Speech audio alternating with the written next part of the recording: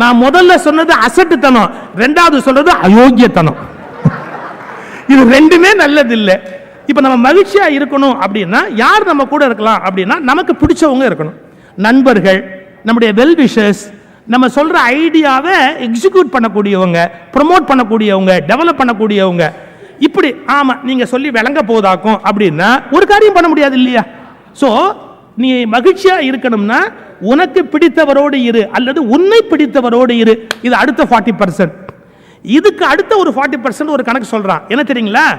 உனக்கு என்ன விஷயம் பிடிச்சதோ அதை நீ செய்றியா? பிடிச்ச விஷயத்தை செய்யறதால 40%.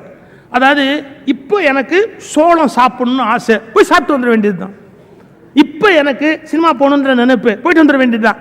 அதாவது அனாவசியமா நீ நினைக்கிறத செய்ய முடியாது. ஸ்விம்மிங் போகணும்னு ஒரு நினைப்பு, போக முடியாது சார், ஷெட்யூல் இடிக்கும். சுரதான்னு ஒரு கவிஞர் இருந்தாரு, தெரு வழியா போயிட்டு இருந்தாரு. ஒரு அம்மா இழந்த பழம் வித்தது. அமுத பாரதின்னு ஒருத்தர் கூட வந்தார். அமுத பாரதி, அந்த இழந்த பழம் வாங்கு அப்படின்னார். அவர் சொன்னார், ஐயா எவ்வளவு பெரிய கவிஞர் நீங்க, தெருவில் இருக்கிற இழந்த பழத்தை சாப்பிட்றதா? வேண்டாங்கய்யா, ஆசையை அடக்குங்கய்யா. அவர் சொன்னார், அமுத பாரதி இப்ப சாப்பிட்டா இழந்த பழத்தோட போயிடும், சாவறதுக்குள்ள அது பரங்கி பழமா மாறிடும். அதனால தயவு செய்து சொல்லு, இப்போ வாங்கிட்டு பாருங்க. மனசுல ஒரு ஆசையை போட்டுக்கிட்டே இருந்தா அது பூதம் ஆகாரமா பெருசா வீங்கி போயிடும். தேவையில்லாம ஏன் கஷ்டப்படணும்? தெருவில் போற ஒரு பஜ்ஜி சாப்பிடணும்னு ஆசையா இருக்கா, சரி சாப்பிட்டு போயிட்டே அடுத்த வழியை பார். அப்படி நமக்கு பிடிச்ச காரியத்தை செய்யறது அப்படிங்கிறது மூலமா தான் அடுத்த 40%. 10% பணம், 40% பிடித்த நபர்கள், 40% பிடிச்ச வேலையை செய்வதால கடைசி 10% தான் ரொம்ப டாப். என்ன அது என்னன்னே கண்டுபிடிக்க முடியல. அவன் அந்த 10% வித்தியாசமா சொல்லவே மாட்டேங்கிறான். உலகத்துல எல்லாரும் மைண்ட்ல வச்சிருக்கிறான், ஆனா அது என்னன்னு வெளியில சொல்லவே மாட்டான். அதான் அந்த 10% தான். பட் எனிஹோ நம்ம மகிழ்ச்சியா இருக்கணும், சந்தோஷமா இருக்கணும். அதுக்குரிய வகையில எல்லா வகையையும் பயன்படுத்தவர். நிறைய பேர் இந்த நாட்டில் அது மாதிரியாக வெற்றி பெற்றவர்கள் பார்த்தீங்கன்னா நகைச்சுவையை அருமையாக கையாண்டவங்க இருக்கிறாங்க. இப்போ எங்கள் பேச்சு உலகத்தில் எடுத்துக்கிட்டிங்கன்னா எங்களுக்கெல்லாம் மூத்தவர் வாரியார் சுவாமிகள். ரொம்ப அதிகமான நகைச்சுவையை பேச்சில் கொண்டு வந்து வெற்றி பெற்ற பேச்சாளர் வாரியார் சுவாமிகள். அவருக்குன்னு ஒரு தனி இடம் உண்டு, ஒரு தனி மரியாதை உண்டு. நீங்கள் நகைச்சுவை என்பது தனியாக தேட வேண்டிய விஷயம் கூட இல்லை. நீங்கள் போகிற போது ஒவ்வொரு இடத்துலையுமே இதை பார்க்கலாம். வாழ்க்கையில் எல்லாருமே சந்திச்சிருப்போம். இன்னைக்கு சார் என்ன தெரியுமா சார் சிக்கல், யாரையுமே இன்னைக்கு எடை போட முடியல. இது இந்த உலகத்தில் இவர் இப்படி இவர் இப்படி அதெல்லாம் ஒன்றுமே எடை போடவே முடியல. என் லைஃப்பில் ஒரு சம்பவம் பாருங்க. நான் ஆப்பிள் வாங்கிறதுக்கு போகிறேன். நான் இப்போ சொல்லலை, ஆப்பிள் 200 ரூபாய் கிலோ விற்றுக்கிட்டு இருந்த காலம் அது. 200 ரூபாய் ஆப்பிள் விற்றுக்கிட்டு இருந்த காலம். நான் வாங்க போகிறேன். நான் கேட்குறேன், இந்த ஆப்பிள் என்ன விலை? 200 ரூபாய் அப்படின்னார். நமக்கு ஒரு கெட்ட பழக்கம், எவ்வளவு சொன்னாலும் பேரம் பேசாட்டி தலை வெடிச்சு போயிடும். நான் உடனே என்ன சொன்னேன், 150 ரூபாய் கிலோ போட்டுக்குப்பா அப்படின்னு. 150 ரூபா 180 ரூபா கிலோ போட்டுக்கணும். அந்த கடைக்காரர் என்ன இப்படி ஏற இறங்க பார்த்து, நீங்கள் கூட பேரம் பேசினா எப்படி சார்? சரி சரி வாங்கிக்கோங்க, சரி வாங்கிக்கோங்க அப்படின்னார். நான் ஒரு கிலோ ஆப்பிள் வாங்கினேன். 200 ரூபாய் எடுத்து கையில் கொடுத்தேன். அவர் உடனே ஒரு 20 ரூபாய் எடுத்து எனக்கு திருப்பி கொடுக்குறாரு கடைக்காரர். நான் அந்த 20 ரூபாயை வாங்கி இப்படி பேக்கெட்டில் போடலாம்ன்ற போது சார் ஒரு ஆள் கை நீட்டிட்டான். பக்கத்தில் வந்து நின்று இப்படி கை நீட்டிட்டு, ஐயா தருமதுரை, அவனுக்கு என் பேர் தெரியாததால தருமதுரைன்னு கூப்பிட்டான். ஐயா தருமதுரை சாப்பிட்டு 3 நாள் ஆச்சு ஐயா, காசு கொடுங்க. இப்போ நான் எப்படி ஆப்பிள் 1 கிலோ நான் வாங்குறேன், அவன் நான் சாப்பிட்டு 3 நாள் ஆச்சுங்கிறான். இந்த காசை எடுத்து நான் உள்ள வைக்க முடியுமா? மனசாட்சி உறுத்துச்சு. உடனே அந்த 20 ரூபாயை அப்படியே அவர்கிட்ட போட்டேன். யாருக்கு? அந்த கை நீட்டினவருக்கு போட்டேன். அந்த ஆப்பிள் கடைக்காரர் ஒரு சிரிப்பு சிரிச்சா இருப்பாருங்க. என்னால் மறக்க முடியாத அந்த சிரிப்பை. என்ன அர்த்தம்? கேரப்பையில எங்கிட்ட 20 ரூபா மிச்சம் பண்ணி அதை நீ இன்னொருத்தருக்கு தானம் பண்ணேன்னா இந்த 20 ரூபா புண்ணியம் எனக்கா உனக்கா? என்ன நினைக்கிறான்னா எனக்கு தெரியல. ஆனால் அந்த ஆப்பிள் கடைக்காரர் ஒரு சிரிப்பு சிரிச்சார். அப்படியே எனக்கு ஒரு மாதிரி ஆகிப்போச்சு, ஒரு செகண்ட் ஒரு மாதிரி ஆகிப்போச்சு. நான் அதுக்குள்ளே போயிட்டேன். போன உடனே அவனை கேட்டேன், ஏன்பா ஒரு மாதிரி சிரிச்ச? எனக்கு ரொம்ப வெக்கமாக இருக்கு. ஏன் சிரிச்ச சொல்லு, ராத்திரி தூக்கம் வராது. சாதாரணமாகவே பேச்சாளனுக்கு ராத்திரி தூக்கம் வராது. இதில் நீ வேற இப்படி சிரிச்சுக்கிட்ட, ராத்திரி எனக்கு தூக்கம் வரும். மீட்டிங்கில் யாரும் சிரிக்கலைன்னா தூக்கம் வரும், இங்கே நீ சிரிச்சிட்டா எனக்கு தூக்கம் வராது. பெரிய சிக்கலப்பா, சொல்லி தொலை. அவன் சொன்னா, என்ன அர்த்தத்தில் 20 ரூபா போட்டீங்க? இல்லைப்பா சாப்பிட்டு 3 நாள் ஆச்சுன்னு சொன்னாங்க. வாங்க சார், உங்களுக்கு உலகமே தெரில. என்ன இந்த ஆப்பிள் கடைக்கே நான் அவர்கிட்ட 10,000 கடன் வாங்கி தான் இந்த பிசினஸே பண்றேன்.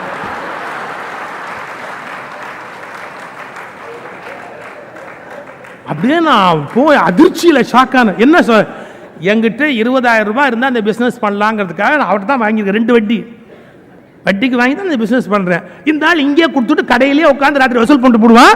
அவன் இங்க வரவன் போறவன் 10-20 வர வாங்கி போறான். உங்களை மாதிரி இழிச்ச வாயினா நான் பார்த்தது இல்லை சார். இன்னைக்கு நீங்க என்ன சொல்றது? இவன் நம்புறதா நம்பாம இருக்கிறதா? இன்னைக்கு மனுஷங்களை நம்மளால புரிஞ்சுக்க முடியல, நம்ம மனுஷங்களை நம்மளால தெரிஞ்சுக்க முடியல. ஆனா கொஞ்சம் ஆழமான உண்மை, மனுஷங்களை நம்ம ஒண்ணு எடை போட்டு ஒண்ணு இந்த உலகத்தில் ஆக போறதுல வச்சுங்களேன். நான் அதுக்கப்புறம் என் மைண்டை ரொம்ப லைட் ஆக்கிட்டேன். என்னை பொறுத்த அளவில் அவருக்கு கொடுக்கணும் முடிவு பண்றதோட என் கடமை முடிஞ்சு போச்சே ஒழிய அவர் நிஜமாவே இன்கம் டாக்ஸ் கட்டுறாரா கட்டலையாங்கிறத பத்தி எனக்கு என்ன கவலை? ஐயா, நம்ம தென்கட்சி எங்க மறக்கவே முடியாது. அவர் பேர்ல நீங்க ஒரு எண்டோமெண்ட் வச்சிருக்கிறீங்க. தென்கட்சி சாரை உலகத்தில் மறக்கவே முடியாது. தென்கட்சி சாரும் நானும் பேசிட்டு ஒரு மேடையை விட்டு இறங்குறோம். ஏதோ ஒரு கவர் கொடுத்தாங்க. அந்த விழாக்காரங்க ஒரு கவர் இப்படி கொடுக்குறாங்க. தென்கட்சி சார்ட்ட அந்த கவர் கொடுக்குறாங்க.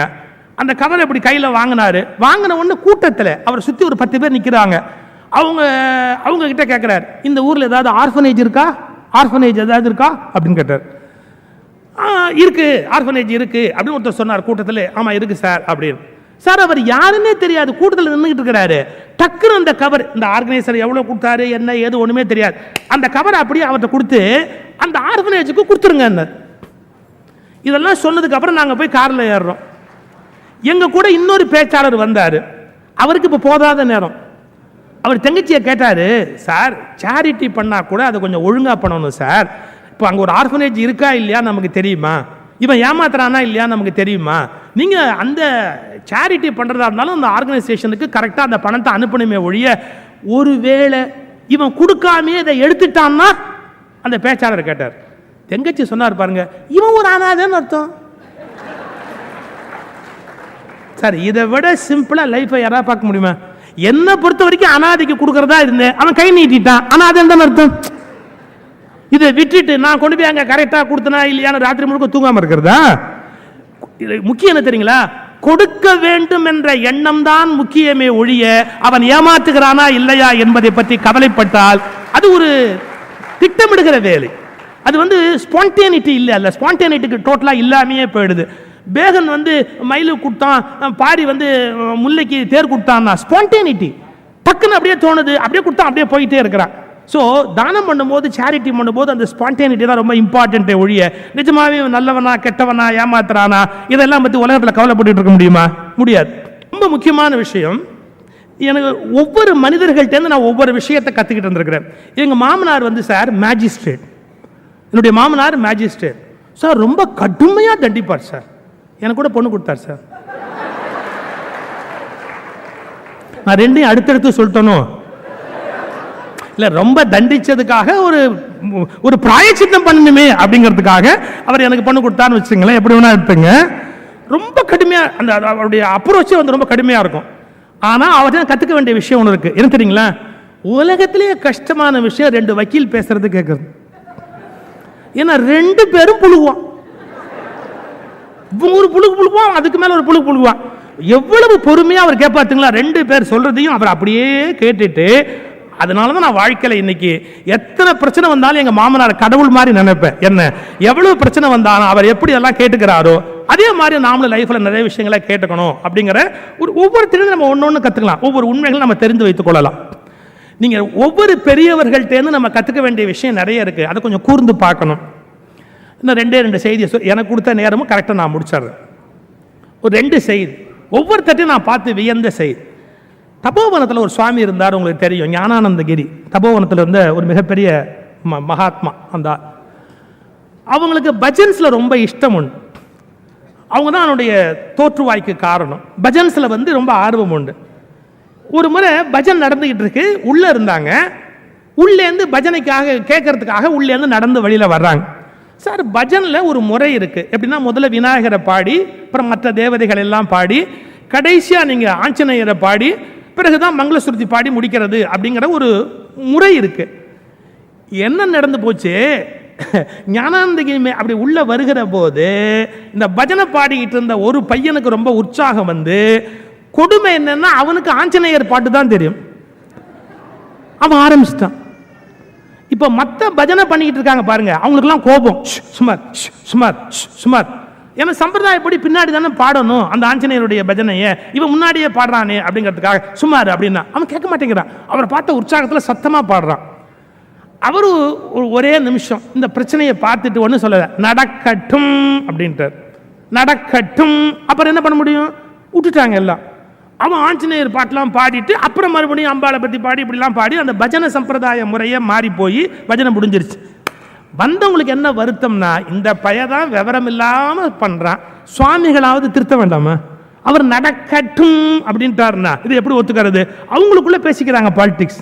எல்லாம் முடிஞ்சது, சாப்பிட உட்காந்துருக்காங்க, பரிமாறுறாங்க. இவர் என்னமோ சொல்லிட்டார் அந்த பரிமாறுறவன்ட்ட. இந்த எல்லாருக்கும் இலை போட்டு சாதம் போட்டு பருப்பு போட்டு நெய் வரும்போது பாருங்க, இவனுக்கு முந்த நாளுக்கு நெய் போட்டுட்டு இவனை விட்டுட்டு அடுத்த ஆளுக்கு நெய் போட ஆரம்பிச்சாங்க. யாரு? நம்ம ஆஞ்சநேயருக்கு விட்டுட்டு அடுத்த ஆளுக்கு நெய் போட்டு அப்படியே பரிமாற ஆரம்பிச்சாங்க. அவன் நெய் நெய் நெய்ன்னு கத்திக்கிட்டே இருக்கிறான். நெய் வரல அவனுக்கு. இவர் அங்கேருந்து பார்த்துக்கிட்டு தான் இருக்கிறார். எல்லாம் முடிஞ்சது. அதுக்கப்புறம் சாம்பார் வந்து ரசம் வந்து எல்லாம் முடிஞ்சு தயிர் வந்தது.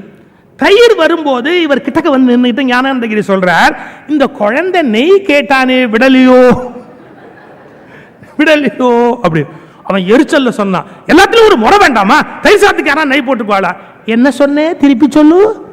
எல்லாத்திலையும் ஒரு முறை வேண்டாமா? அதேதான் பஜனையிலையும் ஒரு முறை வேண்டாமோ? ஆஞ்சநேயர் எப்போ வரணுமோ அப்பதான் வரணும், நெய் எப்போ வரணுமோ அப்பதான் வரணும். மாறி வந்தா நன்னா இருக்காதுரா குழந்தை, புரிஞ்சுதான்ட்டு போயிட்டார்.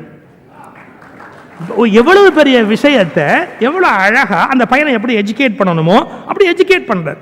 நீங்க மகான்கள்ட்டெல்லாம் பார்த்தா அது மாதிரியான விஷயங்கள் அப்படி கேஷுவலா சில விஷயங்களை சொல்லிட்டு போவாங்க. சார் சத்யசாய் பாபாவை பார்க்கறதுக்கு ஒருத்தர் போனார். அப்போ அயோத்தியில கரசேவை பண்றதுக்காக பல பேர் போறாங்க. ஸோ ஒருத்தர் வந்து சத்யசாய் பாபாட்ட ஆசீர்வாதம் வாங்குறார். நான் அயோத்திக்கு போறேன், இந்த கரசேவை பண்ண போறேன், நீங்க எனக்கு ஆசீர்வாதம் பண்ணணும் அப்படின்னு சத்யசாய் பாபாவை கேட்கிறார். எங்க போற அப்படின்னார். நான் ராம ஜென்ம பூமி போறேன், கிருஷ்ண ஜென்ம பூமிக்கும் போயிட்டு வானார். இவனுக்கு ஒன்றும் புரியல. ராம ஜென்ம பூமிக்கு போறேன்னா கிருஷ்ண ஜென்ம பூமிக்கும் போயிட்டு வாங்கிறாரு இவர் அப்படின்னா. போனா அங்க அரெஸ்ட் பண்ணிட்டாங்க. கொஞ்சம் உள்ள இருந்தான், எல்லாம் முடிச்சுட்டு அங்கேருந்து மறுபடியும் பாபா வந்து பார்த்தான். நான் போனேன், ஆனா நீங்க சொன்ன மாதிரி கிருஷ்ண ஜென்ம பூமிக்கு போக முடியல, ஏன்னா அரெஸ்ட் பண்ணிட்டாங்க. அதைத்தான் சொன்னேன். கிருஷ்ணன் எங்க பிறந்தான்? ஜெயில தானே பிறந்தான். கிருஷ்ணன் எங்க பிறந்தான்? ஜெயில தான் பிறந்தான். அதைத்தான் சொன்னேன். பாருங்க, ஒவ்வொருத்தட்ட ஒவ்வொரு விதமான ஒரு குணம். நீங்க ஒரு செய்தி சொல்லி நான் முடிக்கிறேன். இப்படியெல்லாம் இருந்தா நான் சந்தோஷமா இருப்பேன், இப்படியெல்லாம் இருந்தா நான் மகிழ்ச்சியா இருப்பேன். கண்டிஷன் ஒரே ஒரு வார்த்தை, வாழ்க்கையை நிபந்தனைகளோடு சந்திக்காதீர்கள். வாழ்க்கையை வாழ்க்கையாக சந்தியுங்கள். உங்கள் நிபந்தனைகளுக்கு வாழ்க்கை ஒருபோதும் கட்டுப்படாது. ஸோ வாழ்க்கையை நிபந்தனைகளோடு சந்திக்க கூடாது. எம்.ஆர். ராதா சார், நான் ஆஸ்திகமா சொல்றேன்னு இல்லை, எல்லா பக்கத்திலும் சிறப்பு இருக்குதானே செய்யுது. எம்.ஆர். ராதா மிசால அரெஸ்ட் ஆகிறார். உங்களுக்கு தெரியும் நினைக்கிறேன். மிசா டயத்தில் ரீசன்லாம் ஒன்றும் கொடுக்க மாட்டான். ராத்திரி வீட்டுக்கு வருவான், கொத்தா அப்படியே அள்ளி கொண்டு போய் உள்ள போட்டுருவான்.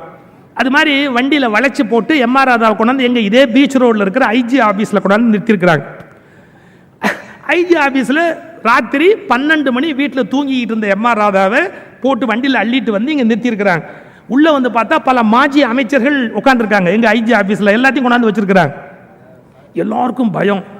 ஏன்னா எப்ப வெளியில விடுவான்னே தெரியாது, கேஸ் என்னன்னே தெரியாது, என்ன நடக்கும்னே தெரியாது. அந்த இடத்துல சிரிச்சுக்கிட்டு இருந்த ஒரே ஆள் எம்.ஆர். ராதா. அவர் பாட்டுக்கு ஜாலியாக சிரிச்சுக்கிட்டே இருந்துட்டு அங்கே வரிசையாக ஐஜி படம் மாட்டியிருக்கு. இவர் கேட்டாராம், இவர் வந்து இந்த பீரியடில் ஐஜியாக இருந்தார், 1960 கணக்கு சொல்லி இன்ன வரைக்கும். இவர் ஐஜி அருள், இவர் ஐஜியாக இருக்கார். திருவள்ளுவர் படத்தை காமிச்சு கேட்டாராம், இவர் ரொம்ப நாளாக ஐஜியாக இருக்காரோ? திருவள்ளுவர் படத்தை காமிச்சிட்டு இவர் ரொம்ப நாளாக ஐஜியாக இருக்காரோ, ரொம்ப நாளாக இவர் படம் இருக்கு அப்படின்னு. இதுக்குள்ள எம்.ஆர். ராதாவுடைய மனைவி அவர்களுக்கு செய்தி போய் அவங்க அங்கேருந்து அடிச்சு புரண்டு ஓடியாந்து அவங்க வந்து சொல்றாங்களாம், மாமா மாமா நீ ஏதோ எழுதி கொடுத்தா உன்னை விட்டுருவாங்களாமே மாமா, எழுதி கொடுத்துட்டு வெளியே வந்துருமாமா, எழுதி கொடுத்துட்டு வெளியே வந்துருமாமா. அவர் கேட்டாரு, என்ன எழுதி கொடுக்க சொல்றேன், நான் என்ன தப்பண்ணேன்னு எனக்கு தெரியாது, உள்ள கொண்டாந்து வச்சிருக்கிறான், என்ன எழுதி கொடுக்க சொல்றேன்? அந்த போலீஸ் ஆஃபீஸர் கேளுமாமா, கேட்டுட்டு என்ன எழுதி கொடுக்குமா, எழுதி கொடுத்துட்டு வெளியே வார். அவரை கேட்டிருக்கார். அவர் சொன்னார், நீங்கள் எழுதி கொடுத்தீங்கன்னா நாங்கள் விடத்தை பற்றி யோசிப்போம், எழுதி கொடுங்க அப்படின்னார். எம்.ஆர். ராதாவோட பஞ்சு பாருங்க.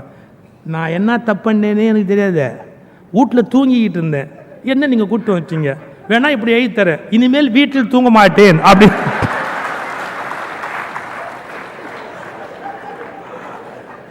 அது எனக்கும் வசதியாக இருக்கும்,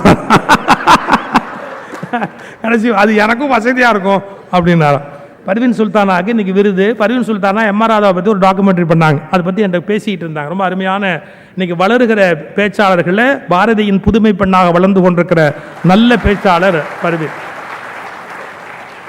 அவங்க ஒரு செய்தி சொன்னாங்க. நாடகத்துக்கு வர்றாரு எம்.ஆர். ராதா, 6 மணிக்கு காரை நிறுத்துறாரு. நிறுத்திட்டு வரதுக்குள்ளே இதே மாதிரி ஹால் ரொம்ப இருக்கு. இந்த நாடக கம்பெனி போட்டவங்கலாம் கவலைப்படுறாங்க, இவ்வளோ கூட்டம் வந்துருச்சு, என்ன பண்ணுறது, இவ்வளோ கூட்டம் வந்துருச்சேன்னு. வந்திருக்கவங்க கல்யாணம் பண்ணுறாங்க, நாடகத்தை ஆரம்பி, நாடகத்தை ஆரம்பி கத்துறாங்க.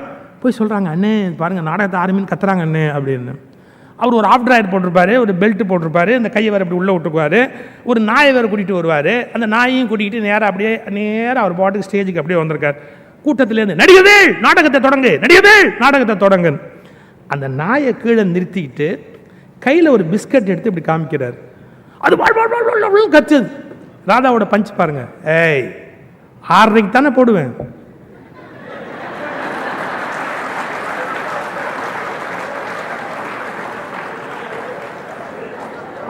தானே போடுவேன், கத்துனா போட்டுருவேன்னா அப்படின்ட்டு அவர் பாட்டு பேசாமல் போயிட்டார்.